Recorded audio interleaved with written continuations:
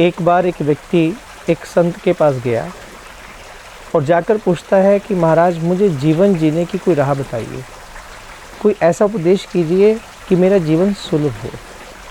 संत ने मुस्कुराकर कहा, ऐसा करो, तुम जाओ और जो ऐसी वस्तु जो बेकार हो, किसी काम की ना हो, तुझसे तुच्छ हो, ऐसी वस्तु मुझे ला कर देना।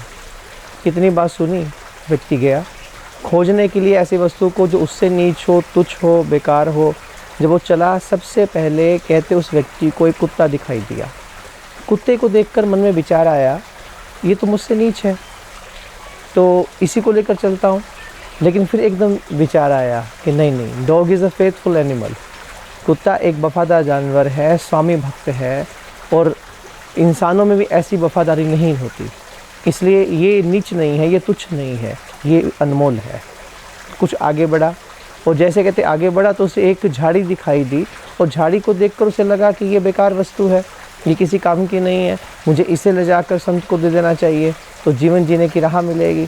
लेकिन जैसे ही झाड़ी को उठाकर ले जाने लगा, अचानक एकदम मन में स्ट्राइक हुआ और एकदम ख्याल आया, नहीं, झाड़ी भी बेकार नहीं है, झाड़ी भी तुच्छ वस्तु नहीं है।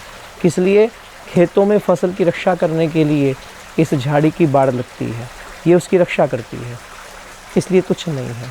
फिर आगे बढ़ा और अचानक क्या देखता है कि गोबर था, गोबर पड़ा था। गोबर को देखकर लगा, नहीं, ये तो बेकार सी वस्तु है, तुच्छ वस्तु है, इससे नीच वस्तु क्या होगी, इसी को ले जाता हूँ और जाकर संत को अर्पण कर दूँगा। लेकिन जैसे ही गोबर की ओर देखा तो फिर एकदम मन में स्ट्राइक हुआ और फिर विचार आया, नहीं, गोबर से तो खाद बनती है। घरों के अंदर, गांव के अंदर लोग अपने घर को गोबर से ही लेपते हैं, उसे शुद्ध करते हैं, इसे बड़ा पवित्र माना जाता है, इसलिए ये भी तुच्छ नहीं है। बहुत घूमा, कई स्थानों पर गया, बहुत वस्तु दिखाई दी, लेकिन सूखे पत्ते भी दिखाई दिए, लगा कि ये तुच्छ है, ये बेकार है, इसे ले जाऊं। लेकिन फिर मन में ख्याल आया, नहीं, ये भी बेकार नहीं है, बहुत काम आ सकते हैं। शीत लहर चल रही हो, आग लगाने के काम आएंगे, किसी और चीज़ के काम आएंगे। जितना उसने देखा, लेकिन एक बात की अनुभूति हो गई कि कोई वस्तु बेकार नहीं है।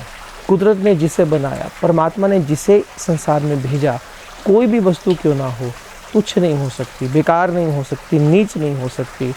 अंत में निराश होकर संत के पास आया, बोले महाराज क्षमा कीजिए, कोई ऐसी वस्तु नहीं मिली जो बेकार हो, जो तुच्छ हो। और इतना सुना संत ने बड़ा मुस्कुराए, बड़ा खुश हुए, उसे दिल से लगाया। बोले यही तेरी वास्तविकता है, यही तेरा एक विशेष गुण है कि तुझे किसी में अवगुण नज़र नहीं आया, सब में गुण नज़र आया। और जिस व्यक्ति को ध्यान रखना, दूसरों में अवगुण नज़र नहीं आता, सब में गुण ही गुण नज़र आता है, ऐसे व्यक्ति को फिर उपदेश देने की आवश्यकता नहीं है। ऐसे व्यक्ति को जीवन की राह दिखाने की आवश्यकता मैं नहीं समझता कि होगी। किस लिए? वो जानते, क्योंकि उसे अपना अवगुण देखना आया और दूसरे का गुण देखना आ गया। ऐसा व्यक्ति सदा कामयाब होगा।